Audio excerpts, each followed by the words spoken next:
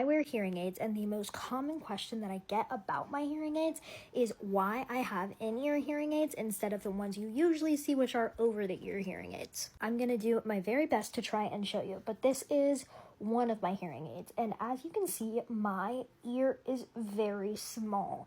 I don't know why. That's not necessarily due to my dwarfism.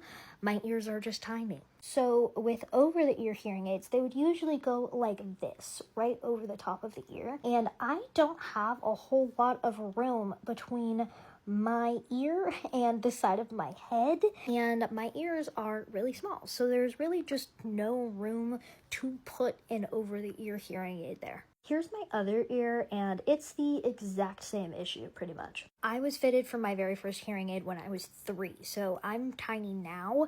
You can imagine how tiny my ears were then. Also, because I wear glasses and contacts aren't really an option for me, that was just like an added thing, and they were really worried about the sensory aspect of everything, and there was just really not any room to put an over-the-ear hearing aid. Now I'm 23 years old, and it is 20 years later, and I have been wearing an in-ear hearing aid and now 2 in-ear hearing aids for my entire life. I actually was able to try an over-the-ear hearing aid for the first time in 20 years probably a few weeks ago when I was getting fitted for these hearing aids, and I just wanted to see if it would work now because I am older and I am bigger, obviously. So we tried it. My audiologist had a mold that he just tried to fit over my ear, and it just was not working no matter how hard we tried. And because of how much technology I wanted in my hearing aids, it just was not gonna work. So I think my in-ears are the way to go for probably the rest of my life too.